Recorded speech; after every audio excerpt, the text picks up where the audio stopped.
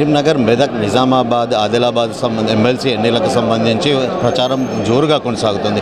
అయితే సాధారణ ఎన్నికలకు ధీటుగా కూడా ఈ ఎమ్మెల్సీ ఎన్నికల ప్రచారం కొనసాగుతుంది. ప్రస్తుతం మనతో పాటు బీజేపీ అభ్యర్థి, ఎమ్మెల్సీ అభ్యర్థి అంజిరెడ్డి ఉన్నారు. వారితో మాట్లాడారు. సార్ చెప్పండి, ఎట్లా కొనసాగుతుంది మీ ప్రచారం? ఎట్లా కొనసాగుతుంది? మీ ప్రత్యర్థులు కూడా బలంగా ఉన్నారు కదా, అంటే వారిని ఎలా ఎదుర్కోబోతున్నారు?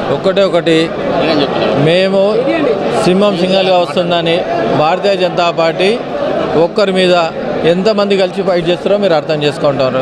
100% మా గెలుపు ఖాయమైనట్టే. అందరు బ్రహ్మరథాలు పడతారు. మేధావులు ఎవరైతే ఉన్నారో మేధావులు భారతీయ జనతా పార్టీ వైపు ఉన్నారు. మొన్న ఢిల్లీలో జరిగిన ఎలక్షన్లో మీరు చూడండి, భారతీయ జనతా పార్టీ ఈ బడ్జెట్లో 12 లక్షల రూపాయలు ఇన్కమ్ ట్యాక్స్ వేవర్ పెట్టిన తర్వాత ఎంత కైవసం చేసుకోండి. ఢిల్లీ కాదని తెరవని కాంగ్రెస్ పార్టీ మా గురించి మాట్లాడే హక్కు ఉందా? ఎవరైతే కాంగ్రెస్ పార్టీ అభ్యర్థి ఉన్నాడో ఆయనకు విద్యా సంస్థలు ఉన్నాయి. మరి విద్యా సంస్థల్లో వాళ్ళ బాధలు తెలుస్తలేదా? గత 4 సంవత్సరాల నుండి ఫీజు రియంబర్స్మెంట్ అమౌంట్ రాలేదు. మరి ఫీజు రియంబర్స్మెంట్ అమౌంట్ రాకపోతే విద్యార్థులకు సర్టిఫికెట్లు వస్తలేవు. మళ్ళీ ఎవరైతే విద్యా సంస్థలు ఉన్నారో వాళ్ళు ఎంత ఇబ్బంది పడుతుందో, డబ్బులు రాక, శాలరీస్ ఇన్ టైం ఇవ్వక ఎంత ఇబ్బంది పడుతుందో చూడు. ఒకటి నేను డిమాండ్ చేస్తూ ఉన్నాం.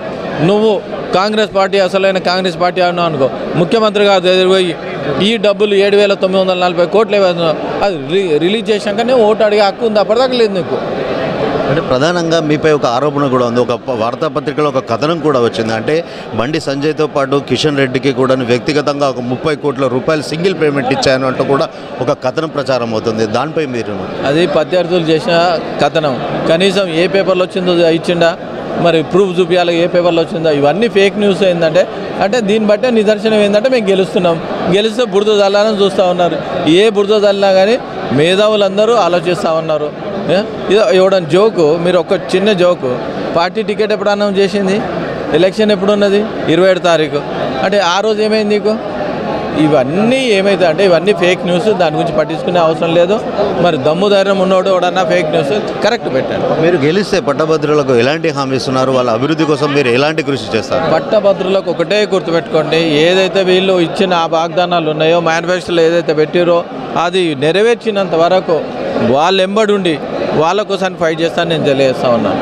వాళ్ళకు అండగా ఉండి మండల్లో వాళ్ళ గొంతుకనై నేను ప్రశ్నిస్తాను, వాళ్ళ మెడల్ నుంచి పని చేపిస్తాను. Okay, thank you.